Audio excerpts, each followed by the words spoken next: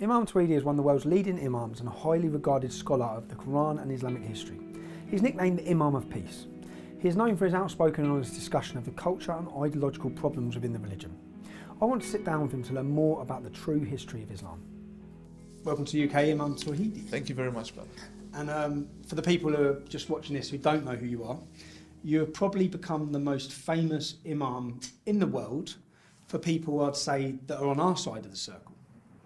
Do you want to explain to them why that is? Or do you want me to explain why it is? Well, I'd like you to explain it from your point of view. I'll say from my point of view, you've become the first religious imam that has come out and said what I think many of the times needs to be said. You talk about taking violent passages out of the scripture. You challenge the scripture. And yeah, it's really, because we first had contact when? We first had contact when I was leading the English Defence League. And even when we had that contact then, I was surprised, if I'm honest, because I'm leading the biggest street protest movement against Islam at the time.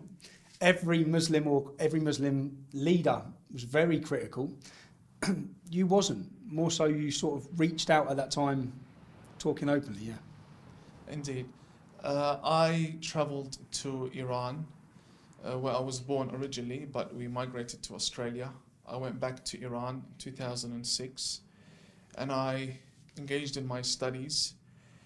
And during my studies, I saw a lot of corruption within the political system of how the Islamic governments control the students and what they study, which at the end leads to missionaries coming to the West from these Islamic governments, being trained and funded. And I was once upon a time one of these missionaries that would be sent around the world to Canada and so on to preach Sharia law, spreading the caliphate under different names, Islamic government, or and even Sharia courts and so on. When I saw this corruption, I criticized them. I paid a very heavy price, interrogations, prisons, and then in Iran? In you Iran. You was imprisoned in Iran? Yes. For challenging it in 2006? Yes. Okay, I wasn't aware of that. And it was actually 2012. 2012, okay. Yes, in Iran. And I moved to Iraq, and I got involved in a few media projects. And then after I saw that my presence in Iraq is actually silencing a lot of what I can do, I moved out to the West and I started using social media to criticize the corruption. Okay. And that's when we spoke in 2012. Yes. Because even when you spoke to me then, you received backlash, yeah? Indeed, indeed. And I was very surprised to see your approach, because I knew that there are people that hate Islam and Muslims, but you were approaching the whole situation from a very political perspective, and you were very different from other people. Like even when there were people that would go out and cause violence, I saw you to be a bit more different. You came out on television and you knew what you were talking about. Yeah. And that encouraged me to reach out to you. And I think we spoke about terminologies and how you could win a lot of my type of Muslims over by directing the blame onto Wahhabis and Salafis rather than other small minorities. Yeah, because I gathered very, so you were a Shia. Yes. And you said a lot of our problems, which I have many Shias tell me this, but then I have many Sunnis say the opposite. So I have many Shias who would say to me that that what you're angry about is the Salafists, it's the Wahhabists, it's the Saudis. That's what I should be angry about. That's the problems that I see, and that's pretty much, I think, at the time what you was getting at. Yes, but there were other things that I didn't tell you, because I was living within those areas and my communications could be monitored. The Shia also have problems with Hezbollah and the Iranian regime, and we've seen what they've been doing lately. So yeah, I think it's more of terminologies that, if used properly, can actually lead to better results when clashing with them in the media or even on diplomatic level. So right now, as an imam, what are you fighting for? Reformation of Islam? I say reformation of Islam, but in reality I know very well there will never be a reformation. You know very well there'll never be a reformation. There will never be a reformation of Islam. I'm glad you said that. But we will need to pave the way for a potential reformation in a few centuries' time.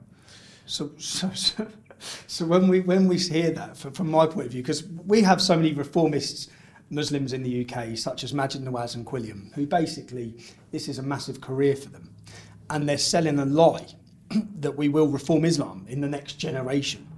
And it's like we've had 1400 years, it's not reformed. When someone's tried to reform it, we've had Wahhabists, Abdul Wahhab, who tried to reform Islam, and we brought it back to the core, what I'd say is violent teachings. But you don't see there is any opportunity or any chance to reform? The idea of reforming something that was once upon a time introduced as perfect, it doesn't make sense. It's already perfect. So it's not like Islam was introduced in Mecca as another option or a theory or a new way of life. It was introduced as the perfect and the only way of life for all human beings. And when you come with such an approach, it's very hard to turn around and say, let's reform what is already perfect. What the Wahhabis did is that he sold a bigger lie, and he said, hey, let's live how the Prophet Muhammad lived, because that's the perfect image of man. So then he's more of a fundamentalist rather than a reformer in modern times. What I believe in when it comes to reform is that there will be a type of reform, but it's reformed individuals like myself. It will be a reformed Muslim community of third and fourth generation migrants, Muslim migrants to the UK, to Canada, to America, to Australia. People who no longer feel the attachment to what's happening in Syria and Iraq. For example, if most of these Middle Eastern families today have satellite dishes in their homes, whether they be legally or illegally, they have satellite dishes, and some of them require permits in certain countries such as Australia, some don't. When a father watches bombings happening in Syria, that emotional attachment of, yeah, let's send money to Syria, only exists within the father. It will no longer exist within the son and then the grandson. When you watch something in the news, you feel in debt to go and help out, interfering with what's happening over there. See, the problem is, we see the opposite though. On the ground in the UK, the first generations that come were not extreme. The extreme, in fact, every generation we go through in the British Muslim community, they get worse and worse. Their views and their intolerance gets worse. And that's, by any Pew research or any research, it shows that actually, even for example, it's the youngsters now. The majority of terrorist attacks now are 17 to 24-year-olds. That's the majority of arrests, and now youngsters. And that we've seen that change over the last 20 years, from being elder Muslims to then going into the youngsters. So for us to think, I've said so many times, what we need is a worldwide revolution within the Islamic community to get rid of the hatred. But that's not what we see. So, you know, say I'm an Englishman, and should I sit here, or should our country sit here and gamble on the chance? What do you think the realistic opportunity is for there to be a revolution, or for there to be a mass uprising from Muslim youth who are going to throw away their detachment to this extremism? It will never happen. It will never happen. So as an Englishman, see, this is why I say we have to stop Islam. We don't have to stop extremist Islam. We don't have to stop radical Muslims. We have to stop Islam in the UK. And I say that in the sense that I'm a father of three. When I look at what previous forefathers done in this nation to protect and preserve a safe and prosperous Britain for the next generation of children, we're sitting by and hiding behind political correctness to sit here and watch as last year 2,000 British Muslims returned from fighting for ISIS.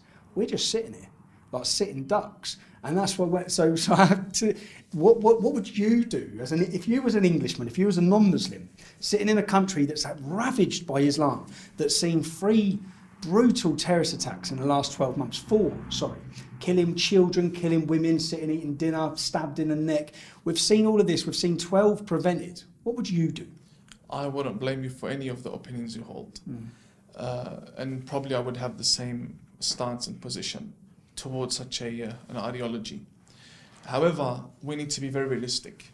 We could sit down and discuss and talk and share emotions and even propose certain things in parliaments and draft bills, but if we're not realistic, we're not going to be reaching a result. And this is how I am very different from many people that I sit with. We need to be realistic. Now, you want to stop Islam. Islam's never going to stop. No, okay, I want to stop its influence in Britain. You're never going to be able to. Let me tell you why. As much as I want to stop the radicals in Sydney, in Australia, it's very difficult, and this is why. Let's look at the Jewish community. The Jewish community For tens of centuries, they've been persecuted, massacred and killed. They never had a government to protect them before Israel. They don't have Sharia law tables in the streets and in the city calling people to Judaism, dawah. In fact, when a Jewish man wants to marry a lady and she decides to convert into Judaism, it's a very hard process for her to become Jewish. And amongst all of these problems, Judaism still exists, and there are many Jewish people out there. It's not easy to take a religion and just hope for it to vanish or stop it. It doesn't work like that. Especially when you look at the statistics and how much they are growing and the children they are having. Most Muslim families, in fact, most Middle Eastern families, mostly the Muslim of them, amongst them, drive vans and big cars. Why? Because 6, 7 kids. Exactly. Is that a fluke? Is that a fluke, or is that population jihad? Look. My mother has 11 siblings. She's number 12, and one of them died from one mother and one father. When you're dealing with such a mentality that says, "Hey, lots of children is a beautiful thing in life," is that the reason? That's the point I'm making. Is that the reason, or is it literally population rise in order to conquer areas? I will tell you this. Before the government of Saudi Arabia and before the influence of the Iranian Revolution, it was very normal, and it would be seen cultural, it's a national practice for certain countries to have families to have lots of children. It was for the Irish as well. But now, I do believe that there are actually political movements behind that. Okay. To actually fund families that have lots of children. Yeah. And we see that in Ahwaz, in Iran, between Iran and southern Iraq. In order to change the demographics, region, yes. so they have control of that area. And they're funded by the Saudis. Funded by the Saudis. Okay. Father, don't worry, we'll take care of your children. We'll take care of everything. Just make children. Make children, yeah. Okay, so, yeah, because we see the same. You know when you say there's not much we could do, say for example to halt that in the UK, all we'd have to do is stop the benefits for more than 2 children. And that would pretty instantly stop the ability for people to have, say for example, my local Imam, Kadir, yeah? He has 3 wives and 14 children, yeah, that we pay for. So, and there's so many Muslim families like that across the UK, but we're paying for it. If we didn't have a benefit system that gave them and provided for that, they wouldn't be in a position to do it unless Saudis pulled out their wallets, which they probably would as well. But when you say there's not much we can do to halt it, I think there is. I think we could be stopping Muslim immigration into the UK. I think we could halt the benefit system for more than 2 children. We could stop any Saudi or Iranian or Qatari money coming into this country. We can outlaw all aspects of Sharia law in the UK. We can make it. If someone wants to be a peaceful, kind Muslim, fine. You live your life in Britain, we welcome you. If you want to be a radical extremist, then we need to make your life absolutely impossible. So that's where I see as, because you're right, you have to be realistic in it. Realistically, we have 3 million, 4 million, probably more like 6 million Muslims in the UK. Do I want to deport every one of them? No, of course I don't. Some of the best people I've met growing up in my hometown have been Muslim.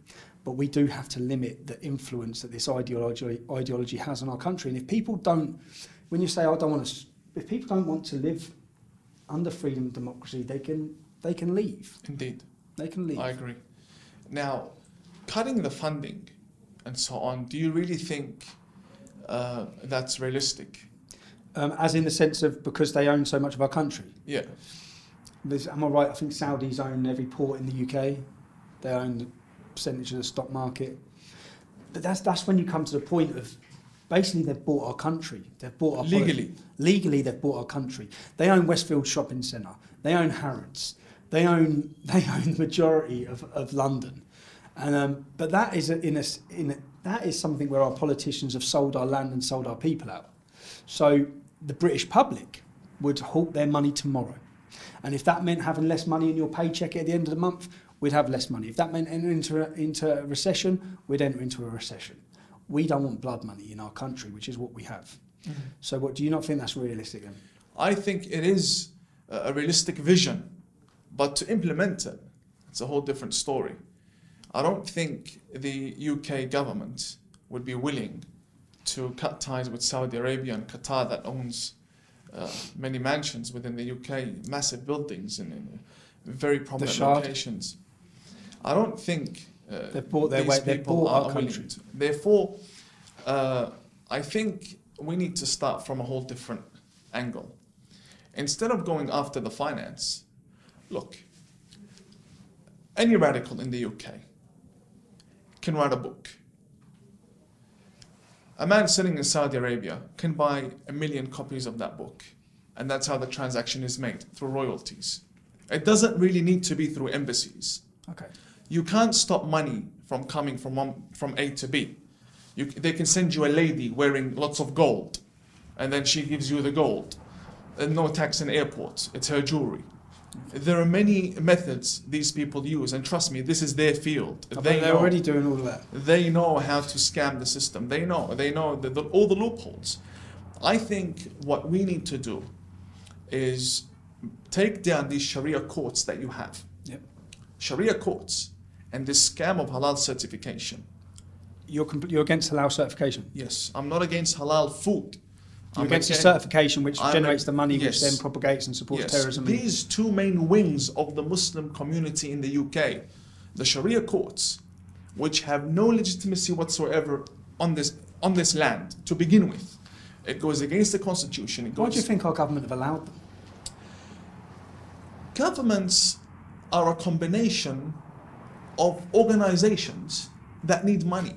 What makes a government? Several organizations put together, and they need money to survive. When you look at Sharia courts, in reality, I brought up Sharia courts and that issue because it's a very minor issue. Yeah. What's greater than that is trying to stop the UK educational system from taking money from the Saudi royals. That's much greater. That I can't tackle. But I could tackle Sharia courts by bringing victims and having their cases being addressed in Parliament, and then slowly suing the court itself. So Sharia court is something we can manage to go against. Very realistic. Sharia court can be tackled in this country.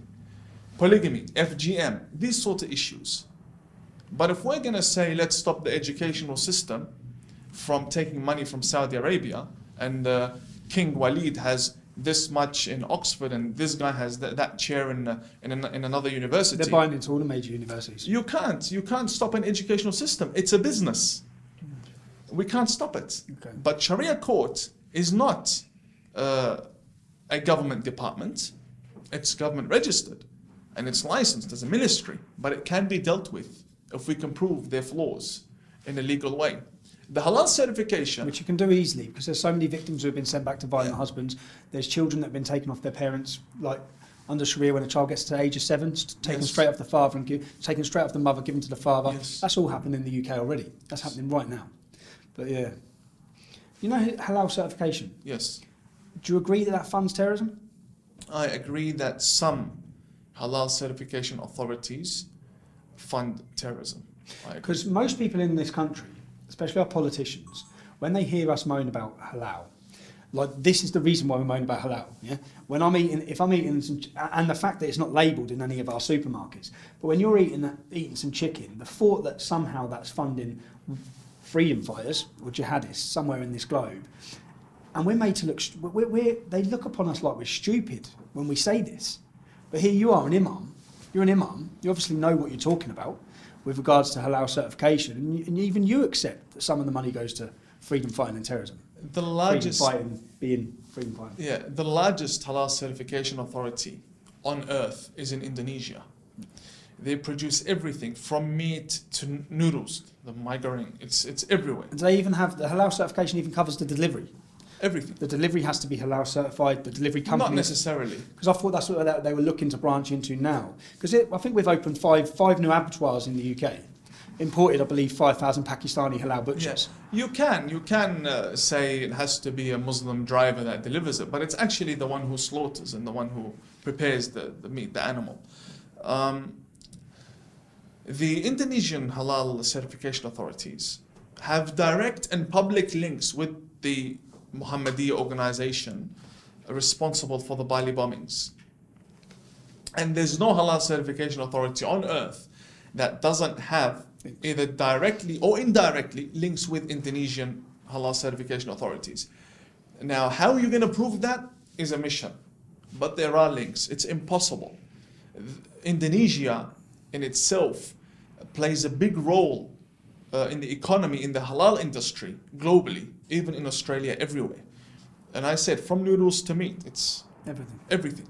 Are you surprised when you come to the UK, when you drive through London? Are you surprised just how many of the restaurants and everything is halal? Has that surprised you, or was you expecting entire areas? Allow me to say one thing. I cancelled 22 Uber requests yesterday because the drivers were Muslim. You cancelled them. Is that because you're scared? Yes. And just to get, so I didn't make that point at first, because of your outspokenness, because how you have people wanting to kill you and murder you. Yes. And there's been people arrested, am I right? Yes, they've been arrested. In Australia? In Australia. For planning to murder you? Attacking me. And you was charged attacked? Of assault, yes. Something to do with your car, if I remember? Yes, my car's been vandalised, ISIS all over it. ISIS. There's currently a court case going on.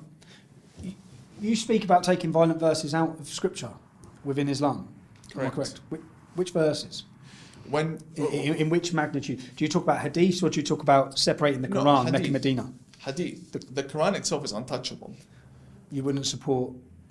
It's not I wouldn't support. It's I'm a realistic person. Okay. You can take all the Qurans and ban them. They've memorized them. I've memorized a lot of it. So a religion that was founded upon oral transmission can't be taken away. You can't correct anything. Do you know who Muhammad Taha was? Muhammad Taha from Sudan. Because, see, this is, just so I can get onto the reformists in the UK, you admit a lot of problems that are there in Islam. Reformists in the UK, we have Majid Nawaz, we have Quilliam. They named their organisation after Quilliam. Quilliam was a Muslim who opened the first mosque in the UK, who actually sided with radicals and wanted the world caliphate. And so Muhammad Taha was another one in Sudan. He's a true reformist who, well, I feel, who was murdered. He was killed, sentenced to death, because he wanted to separate Mecca and Medina Qurans. You don't think there's any realistic opportunity of there being an answer there? In taking, because obviously you accept there's a lot of violence in the Quran. Yes. You do accept that there's incitement to murder non-Muslims in the Quran. Yes. You accept that. Yes. You accept that there's even incitement to murder non-Muslims who haven't done anything other than be non-Muslim. Even murder Muslims who don't agree with you. Who don't agree with you. But it's not about separating Mecca and Medina Quran. It's still going to exist.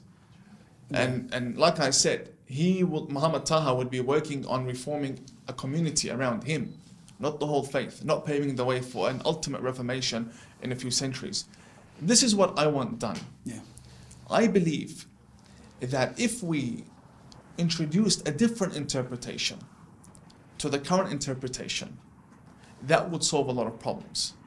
For example, when the Quran says, and fight the disbelievers, in reality, the disbelievers this term isn't an absolute statement to fight everyone that doesn't believe in you. It was referring to those people in Mecca that had placed Muhammad in exile and so on. Because don't forget, when Muhammad was in Mecca, Muslims went over 50 people. It wasn't even an official religion, like 50 people have an idea, like so what? Later on, when they moved to Medina, it became official. But then there were still only 300 people. Muhammad died, and his army, his entire army, were only 3,000 people. There's a lot of nonsense that's been introduced within the books of hadith that show you Muhammad was a massive leader of a huge army from the east to the west. It doesn't work like that. It wasn't like that. Muhammad died, and his army were 3,000 people, led by a man called Usama after him. 3,000 people, and they were all lazy and disobedient. They betrayed him in many battles. Uhud was one of them. So looking at this aspect of the Prophet Muhammad and looking at the society he preached in, he wasn't preaching to Oxford students. A bunch of... Well, in fact, a lot of them were criminals. Criminals. He went out to the mountains and got all the criminals and brought them all in on the rampage. And you're dealing with a community with the lowest level of IQ Arabia had ever seen, burying their daughters alive. Why? Because she's a daughter. At the time, yeah, which is... But why would you bury your daughter? Because... Yeah, sorry. Why would you bury your daughter? Because if war happens, she gets taken hostage, and then I look bad. Well, then don't go to war. It's as simple as that. But you're dealing with that type of mentality, and this level of intellect. And I believe, bring another interpretation, which is more logical. Like, yes, Muhammad had a problem with these type of disbelievers. Doesn't mean Tawhidi has a problem with Tommy Robinson. The idea, what you're saying, is introduce a new interpretation. Like, even just doing that. Say, for example, I had a disagreement the other day with a young Muslim who was telling me that it doesn't say in the Quran anywhere to kill innocents. And I said, but then we get down to the word innocence, or we get down to who's innocent. And we have, do you know Ibn Kathir? Kathir. Ibn Kathir, who's one of the world's most recognised Islamic scholars, who simply says that disobedience, so in the verse, say 533, where it says kill those who cause corruption or disobedience. Disobedience simply means being non-Muslim. So that simply gives fair game to anyone who follows his teachings, which is the majority of the Sunni world, to go out and kill non-Muslims because they're non-Muslims, because they're disobeying Allah by not believing in him.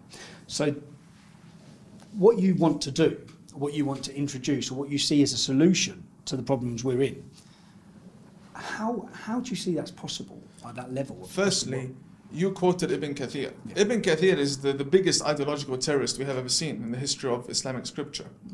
Ibn Kathir, Bukhari, Sahih Muslim, all of them are terrorists. Bukhari... Terrorists in your view, but the majority of British Muslims who follow the Sunni sect would be idolising them. It's got nothing to do with Sunni sect. No? Bukhari has even influenced the supreme leader of Iran, the Shia. Okay. Many of the Shia tafsirs, interpretation of the Quran, From Bukhari. reference Bukhari. Okay. Even though not take from him a lot, but they still reference him and they quote him. My problem is with the scriptures that say Islam is an absolute religion and its scriptures are absolute, therefore they are to be applied in every place and every time.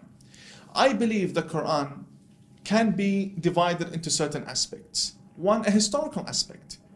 The wars and the problems that happened in the past were part of the development of the religion. And we could also argue 7th century Christianity wasn't that peaceful either. Therefore, this was the language of the Arabs. Look, an Arab without a religion, he's a violent person. With or without a religion, they were raised on the sword and the horse and fighting and honor killing and so on. With or without a religion. Now you have a religion on top of the problem that we already have. Okay. And the religion, God's word, that's what we all believe as religious people, it's God's word. But you can't interpret God's word by the mind of a normal human being. Therefore, we have many interpretations of the Quran. Thousands of books have been written to interpret the Quran. Why can't I present a different interpretation for the Muslims in Australia or the Muslims in the UK? Why is it that I have to be attacked? It's not like there's only one interpretation of the Quran. There are many interpretations. Thousands and thousands. Some of them have even been burnt and no longer exist, and we still have hundreds of thousands of interpretations. So, introducing another interpretation is a more realistic approach to solving the problem. And taking the hadith is not untouchable. The hadith is touchable. You can remove it. All of it. You'd remove all the hadiths? Most of them, yes. Because they are messed up. Yes, most of them, yes. And a lot, yeah. Look at Bukhari. Yeah. Bukhari came 200 years after Muhammad. He was a historian.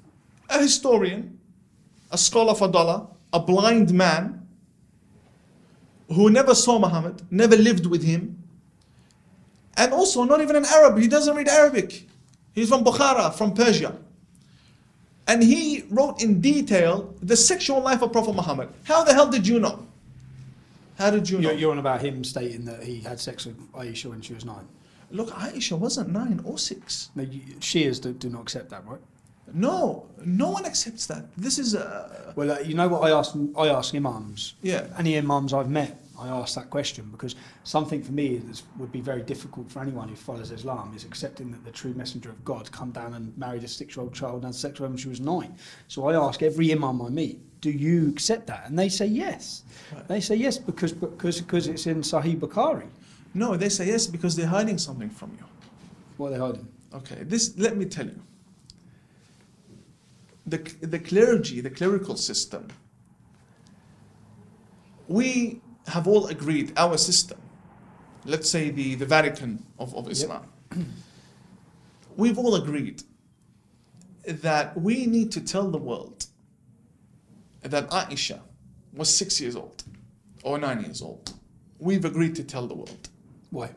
She wasn't 6 Why or would 9. you agree to tell She her? was 21. I've heard the argument. I've heard this argument. But why would you agree? Why? And this is the first time I say this on camera. Okay. What's more important in Islam is that Muhammad marries a virgin. So she weren't a virgin. You're saying she had been about. Aisha had been about. So you're all lying because you want everyone to think he married a pure girl, whereas really he married a... Oh my God, that's a different side to the argument. Sorry for laughing. I can't. No, I want you to laugh. I can't say any more, but you got it. For safety reasons, I can't say any more. But okay, let me continue. So that would be the art, because I have heard I've heard it put as a Shia argument. We don't. When I meet Shias, no, we don't accept that she was that age. She was 21. But they don't tell you why. But you'd say the reason why was because she'd never have been a virgin. Never. You don't say that. And She'd the never been a only virgin at reason, 21. the only way to make sure. her a virgin is to push her age all the way back to 6.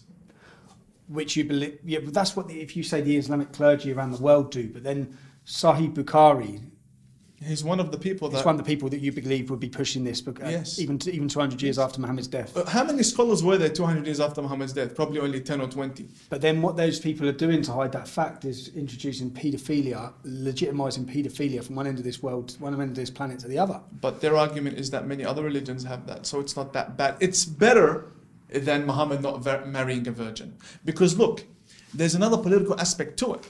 You're going to get absolutely slaughtered for this, you realise this? Let me finish. Or if I'm going to get slaughtered, I might as well finish. There is another argument to it. The wife of Muhammad needs to be pure because she will be spreading much of the religion after him. And also, she's a political figure. You cannot sell the idea or the lie that Gabriel came onto Muhammad and showed him her picture from heaven if she wasn't a virgin. Like, at least she has to be on the level of Virgin Mary. First time I've ever heard this. But this is the question. Why is it that the majority of Muslims would like to paint this glorious image of Muhammad's wife, Aisha, but not do that for his own mother? Why? Because his mother, she died and there's no political benefits in doing that for her. But Aisha, the more sacred we can make her look, the better it is for the religion. It's all politics. It's all lies. What about, this will be a question that I have to ask you anyway, because most people who sit on my side of the fence, I've read the comments, many people think you're great in the sense that finally we have an imam who accepts there's violent verses instructing people to kill us. He accepts all of these things. If I ask, if you accept that from the Quran, why are you still a Muslim?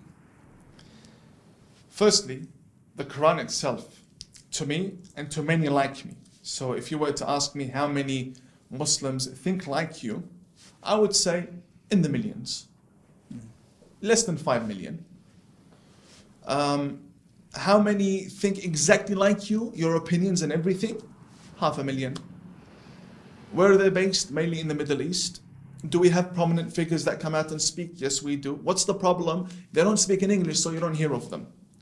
But if you were to go to Memory TV and so on, you'll find many who speak good words. Like you can go onto Memory and see that they have people that speak common sense and are Muslim presenters and scholars and so on. Not all of them are radicals. We do have good people there. These people, the problem is they don't speak English, so you don't hear of them. I'm not bringing anything new to the table. Okay. I'm just from that minority that thinks this way. Why am I still a Muslim? Firstly, this minority, our interpretation of the Quran is that the Quran is a historical book, a book of examples, a book of wisdom, a book of stories, a book of events, a book of certain jurisprudential rulings. Don't drink, don't hurt your family, respect your parents and so on. What about beat your wife? Beat your wife is a whole new issue, and I can go through that with you now. Go on. But We'll go on to We'll meeting the in a wife. minute, yeah. For me, the hadith is out the window. I don't approve of the hadith. It's nothing to me. If I approve of the hadith, I approve of, for example, Sahifa Sajjadiyya, which is a book written by one of the grandsons of Prophet Muhammad. The treatise of rights for the human being. It speaks about the rights of the human body and the rights of your children by a man named Imam Sajjad. And we see Muhammad differently. The minority of Muslims see Prophet Muhammad differently.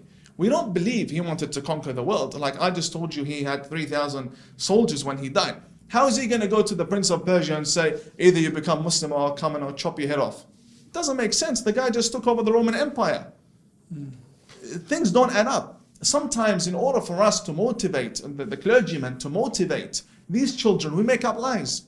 And we say, yeah, this Muslim warrior, the companion of Muhammad, Muhammad's fathers-in-law, walked into a battlefield and in 1 hour they chopped 1,000 necks. How do you do that? You can't do that with chickens, let alone Arab warriors. You can't chop 1,000 necks in 1 hour. It doesn't work like that. But they believe because Allah was on Exactly. their side. And you know, we sprinkle a bit of dressing on top with the 72 virgins and all these myths and so on. And can I ask you, okay, the 72 virgins, do they get 28 young men? There's no such thing as 72 virgins. Because you don't accept the hadiths. Because that's where the figure is stated in the hadiths. But even in the Quran, there's like 3 or 4 verses in the Quran that talk about getting young boys who look like pearls in the afterlife to do whatever you want with.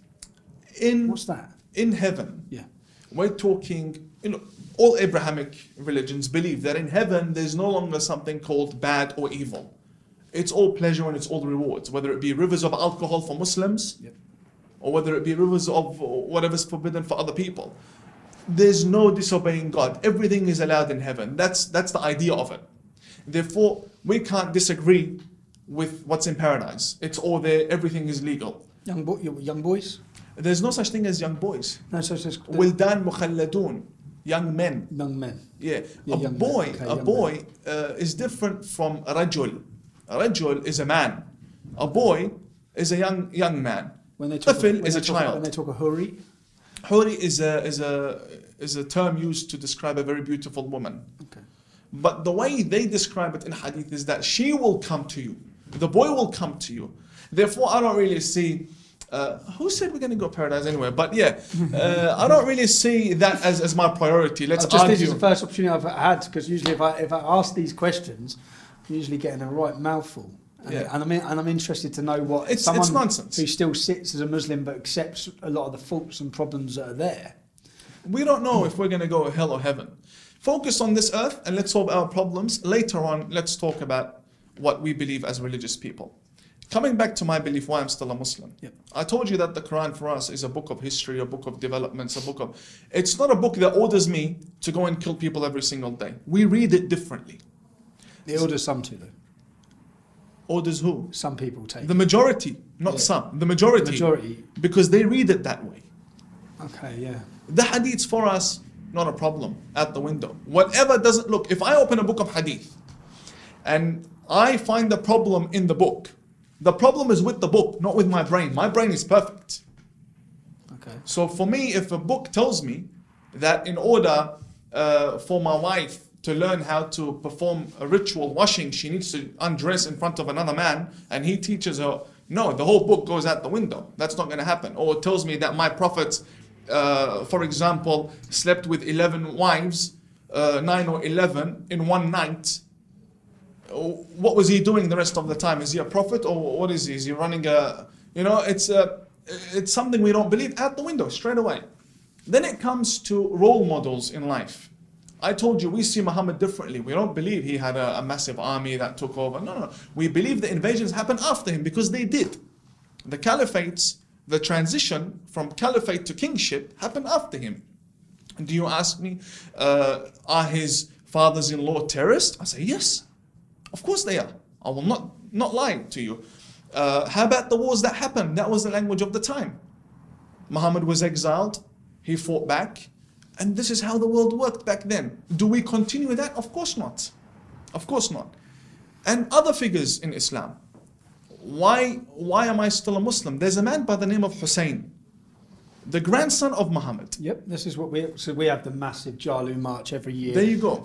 And then the real radical Wahhabis wait at the end of the Jalu March, screaming obscenities To fight the grandson, the people who are worshipping the grandson of Hussein. The followers of Hussein believe that after Prophet Muhammad, corruption reached such a level, killing, invasions, that the grandson of Muhammad, his daughter's son, Hussein, rose to reform. He is our inspiration. So you recognise him as a prophet as well? Not a prophet. Not a prophet? But an infallible being. Okay. And he was beheaded, and his whole family was taken hostage. Women and children, 72 people were massacred, butchered in Karbala, Iraq. Okay. 50 years after Prophet Muhammad had died. By 100,000 soldiers. Completely butchered. Their heads were chopped off and they were carried from Iraq to Syria. This is the man we follow. Therefore, I believe that if the world heard of a man by the name of Hussein and what Hussein stood for, a lot better than Osama bin Laden, Muhammad ibn Abdul Wahab, and Al Saud, and Khamenei, and these people. Yeah, okay. So this is where we get our inspiration, and this is why I still hold on to Islam, only because of a man by the name of Hussein. If Hussein wasn't in the whole chapter of Islam and the rising and to bring change, I wouldn't have hope. Hussein gives me hope. What would you say to the people, as many would say, that you're just practicing taqiyya on the non-Muslim audience? You're lying to further the goals of Islam. Right. Well, just because that is something that I've seen thrown at you by a lot of people. Oh no, I get it's it also a lot. a term that I've used a lot, not on yourself, because I actually find it refreshing sitting talking to you. I find it refreshing to see that.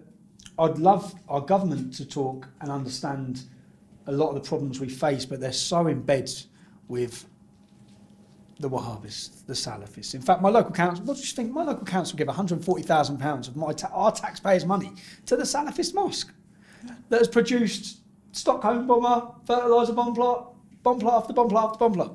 So yeah, I find it refreshing to see that you speak honestly. I don't really hold the same hope for the future, but in that sense, what about taqiyya? You said two things. Taqiyya. Because Sunnis will tell us that, that's the Shias who practice taqiyya. Because you'll have quotes from Muhammad, who is known as the ultimate deceiver, and that you can lie if it furthers the goal of Islam. Firstly, taqiyya is applied and implemented in situations where you need to save your life. What I'm doing is against taqiyya. What I'm doing is putting myself in danger. I agree. So I'm not protecting anything. Secondly, furthering the cause of Islam, I haven't had one person convert because of me until now. And I don't call for people to enter Islam. And even if I did, let's say I converted 50 people, and there's a bomb goes off in Sydney. Is that really gonna preserve and maintain the image of Islam? We're dealing with the most messed up religion on earth. We're dealing with a religion that's messed. What am I telling the truth gonna do? What is that gonna do? It's like putting perfume on something that's already messed up. And I'm not an organization, I'm not a movement, I'm Tawhidi. There's not much I can do, even if I wanted to paint a good image. You can't, because on the other side, how many people do you have? When I'm asleep, they're working. Oh, completely. Which is what I had said with Quilliam. How many people have you converted your way of thinking in the last 12 months? Probably none. But yet the other side have converted thousands of prisoners, thousands on the streets with dawah stalls. What message would you give to our government? If you say, knowing what you know, you've been at the top of the scholarship of Islam, you've learned from the best, you know the practices they're using to further the goals of Islam, which at times can be problematic. What message would you give to our government in how to limit and deal with the problems that we have? Two things that I'd like to say to answer your question. One, the people in your government right now are not qualified to lead at all. So from the lowest form of government, which is the mayor of London, Sadiq Khan, up to Theresa May.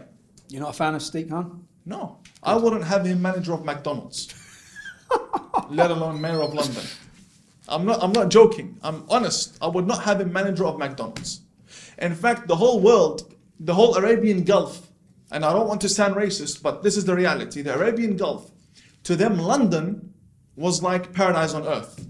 or you studied in London, you honeymooned in London. Not anymore. When they heard that the mayor of London is not a white British man who knows the values and history of this country and is a man of Pakistani descent, they lost respect for London. Why? Because Pakistanis don't have that position in the Arabian Gulf. If you've been there, you know what the situation is like. I know, yeah. We don't want to sound racist, but this is the reality. But Pakistan are probably the most problematic Islamic nation in the world. Exactly, and I haven't heard him criticize or call for the closing of the Pakistani embassy or anything. I haven't heard anything like that from him. There's terrorism going, yeah. So I don't believe in Sadiq Khan at all. When it comes to Theresa May, there's a big difference between understanding the Muslim community and having good relationships with them and actually stopping terrorism and extremism within the community. You having good relations with them doesn't mean you have control over the extremist elements within them. Therefore, this is all I have to say when it comes to Theresa May. Perhaps her office might want to employ certain experts, not imams or scholars. Yeah, that's what they do. Experts. After 7/7, our government set up a panel room of approximately 100 Muslim leaders across the country. 80% of those men were what people would refer to as Islamists. Were pushing or blaming everything on foreign policy, not accepting any fault. And that's who they set up as their advisory board. That was after 7/7. I will not deny They're in the bed fact. with the worst people. Yeah, I won't deny the fact that, yes, Western interference in the Middle East does cause backlash. But come on, the ideology of ISIS was there before Hillary Clinton funded it. Yes. It's not like they made terrorism. It was already there. Yeah, under different names and different guys. It already existed from the first Islamic Caliphate up until today. It already existed. Just getting on to yourself, what have you received? What sort of reaction have you received from the Muslim community and from the non-Muslim community since you've started this very public speaking out? And I would say you're completely putting your life on the line in many circumstances. Yeah, what reception have you received? Very mixed. From the Muslim, two types of reactions, and from the non-Muslim community, again, another two type. The Muslim community, the regular Muslims that you see every day, some are with me, some are not with me. Those that are with me, they divide into groups. Some would speak out that they are with me, and you'll find them a very small minority on my pages online. And some would say, we're with him, but we don't want to speak out. We'll lose our jobs and so on. And families. Yeah, that's the regular Muslims. Then you have the Imams. And the Australian government knows. Most Muslim Imams visit me in my house, within my city. Yeah. They visit me, they invite me, they sit with me, we discuss, we go out together. But when I say come out on Sky News and criticize, they don't want to do that because they're employed under a contract and they have a family to feed. So there is hope because I see what's happening. They are with me, but not publicly. Then we have the non-Muslim community. The non-Muslim community, when they look at me, they say, okay, he's a right wing. There's no such thing as right wing. We're dealing with terrorism. I agree. If you criticize ISIS, it doesn't mean you have a political stance. It means you have a humanitarian stance. You're a human being that is against butchering other human beings. So the left attacked me for a very long time, constantly, day after day after day, article after interview, or radio. Every day I was being attacked in Australia. And then they came to realize. The left attack you? Yes. The left attack you. You're a Muslim Imam coming out speaking against terrorism. The left are the real bigots, not the right. The left are the real racist bigots. It is them.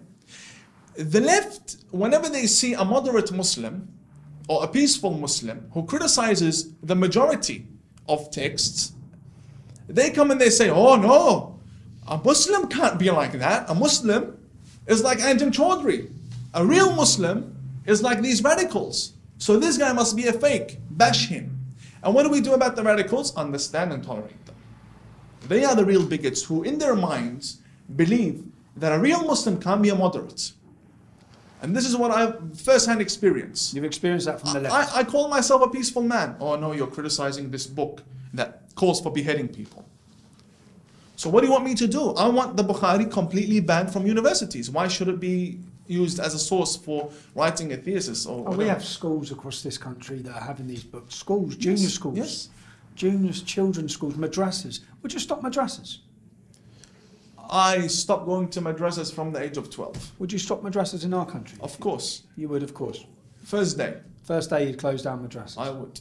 Day one. Because, I mean, it's nothing's hidden anymore. There have been spy cameras that have gone inside and exposed everything. Teaching. They're beating children. There's nothing hidden. And these corruptions, I once upon a time used to teach them. I used to teach them once upon a time. So I know what's being taught as well. Okay. Fascinating. Fascinating. My pleasure.